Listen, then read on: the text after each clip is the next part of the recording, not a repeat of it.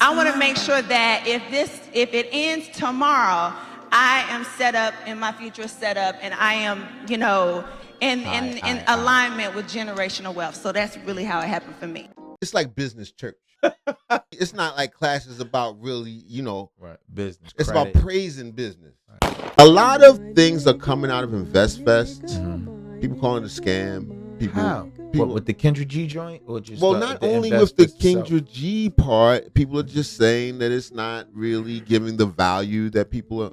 Because they paid to come down there, right? Yeah, it's like $300 a ticket or something like that. And I don't know if that picture we was looking at was Serena Williams, but they say Serena Williams was down there. Okay. And they said Steve Harvey go every year. Your favorite, you do. I do not pump Steve Harvey. Anyway, this is from Pink Book Lessons.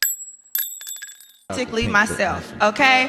I cannot sell you anything that I don't believe in. And so I was like, you know what, going through divorce, I'm changing my hair. Our hair is an extension of us as women, black women, whatever you are, it's an extension. That's Porsha from the Housewives. I don't know her. Well, she don't really, I'm really not exactly. You sure that's her? Yeah. Yeah, that's Porsha from the Housewives. She, I don't know why she's at Investfest, but she is. Or speaking, why she a keynote speaker? She's a keynote speaker. Who we are, it's how we express ourselves. And I was using it to move through finding myself again after the divorce. Curly hair, oh, I'm fun, a bob, I'm business Porsha. It was me identifying myself. I said, well, if it's empowering to me, I can use this same product to empower other women. And I started to, do research and figure out a way to get into the hair industry.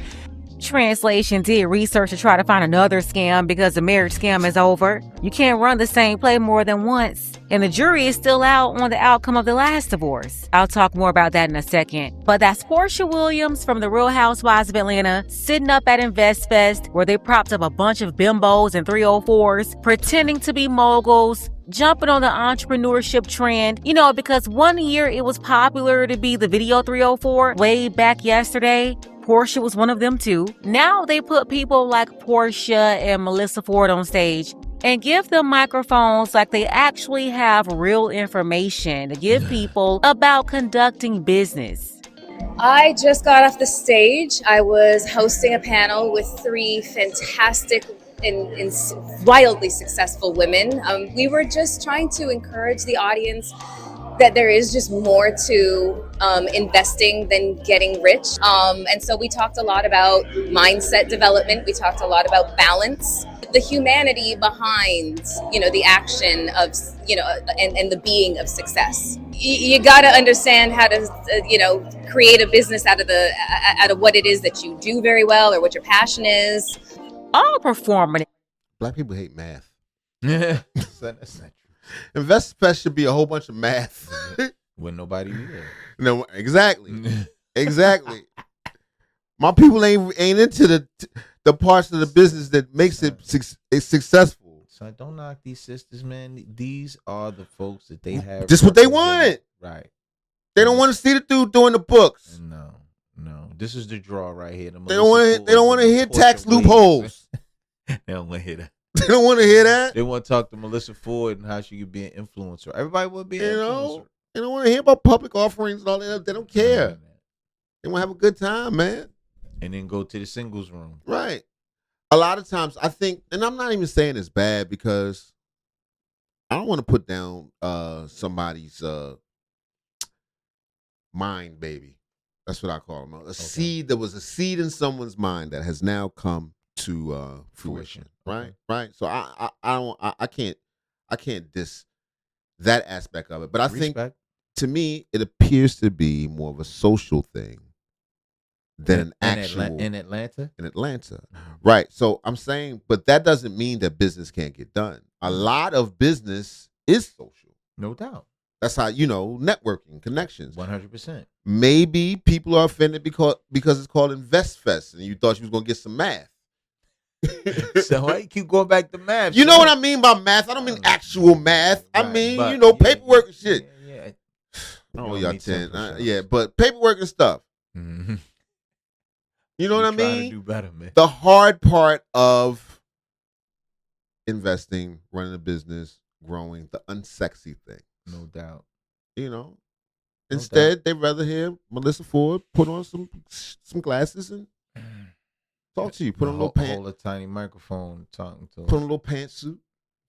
Because who's listening to a group of vintage 304s talking about business and investing when their resume and experience is only selling thought pockets out the back of the video shoot or running to Dubai or Nigeria or somewhere to be a toilet?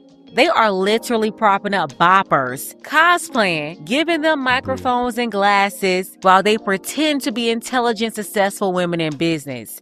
And it's well known a man bought them. This is all a game.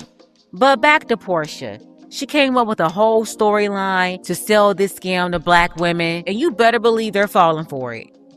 And I realized, I said, you know what? If I have a story, so the brand was me, the story was going through a divorce, now I'm starting a hair company, and the business now makes me an owner is Go Naked. And that's when I decided. Go naked!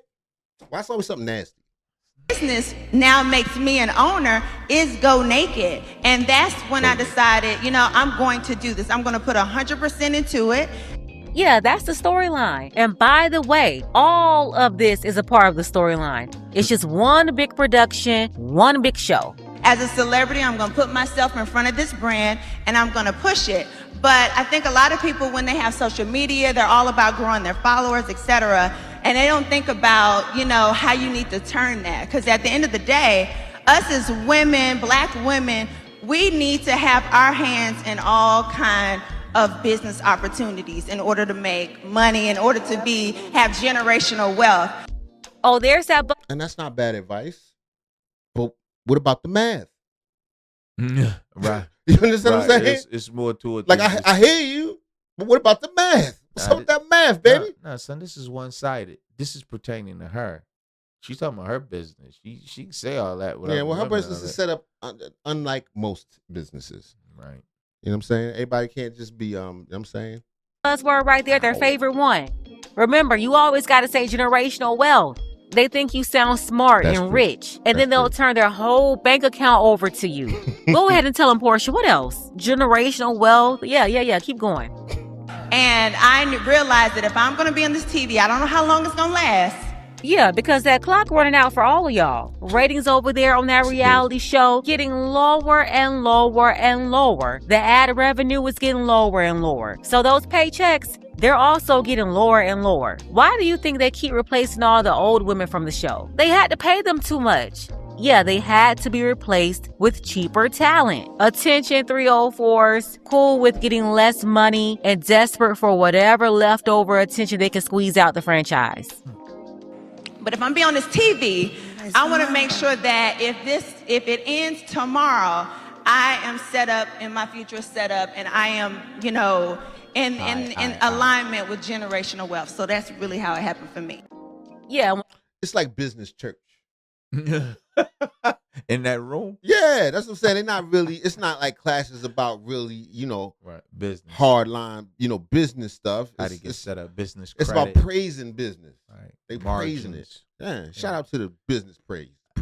They don't have nothing else to say. They just repeat generational wealth. And every time the crowd is going to eat it up. Enough of all this baby bop bimbo babble. Listen, you have a bunch of people running around trying to prop Porsha up all of a sudden since this last divorce from the Nigerian man with all the money. Porsha wanted to steal his house from him and his children. So she called Trump and ICE, allegedly, and got him deported so he couldn't come back, leaving her able to rob him because he's not a citizen. You said she called Trump the allegedly, we don't know that. Shout out to Pink Book. Sure, Porsha, I like that body. So her whole plan was to take the house, a house that she did not buy, one that he purchased before they got married. That was a Nicki Minaj challenge. All the girls was doing that. What's that? Stand on one foot and squatting with your leg until over top of their knee snap. Tear that ACL. Happy happens. Bust out. Pow! Ah! She fell in the pool. The same house he put a few million on for the down payment. But there was a prenup, and the judge ruled that they would follow it even after only being married for like a year. And part of that agreement allowed Porsha to stay in this multi-million-dollar Atlanta mansion for 3 years. And then she's going to have to either refinance or sell the house. The latest on that, Simon, her ex-husband, he had to add her name to the deed. Her ex-husband purchased a mansion before they got married, and now he's had to add her name to the deed. So you have a lot of hood rats and city girls running around on social media, celebrating, not realizing what Porsha is signing up for. They keep thinking she's married to Idi Amin. It's not Idi Amin. He did have the Forrest Whitaker face, though. People calling it the grift economy. But yeah, people saying it's all about grifting. I don't know. I haven't been there personally or experienced it, so I can't just stand here and tell you that these people got a bunch of scams running. But I'll put it like this. I've yet to see anybody say, yo, I really got some life-changing information down there. I've seen a lot of stuff I was watching, the testimonials and stuff. You know what I'm saying? They got Steve Harvey, Nick Cannon. You know what I'm saying? It's concerts, people cracking jokes and all that. Now, I will say this, though. Shout out to the brothers, man. Earn Your Leisure. They've been doing their thing. And that's who runs Investfest. Yeah, that's their whole thing. But their whole stick is financial education. So right, but are they doing it? That's the point. So why they hire Porsha? Son, I don't know why they well, they're in Atlanta. We know who's down in Atlanta. She down in Atlanta. So if that's the draw, I know why they did it, because niggas don't like math. I can't put it no other way. We just don't. Do with math, man. It's just yes. We don't want to do the hard part. We want to talk about it. We want to meet somebody that's gonna hook you up. You never. Right.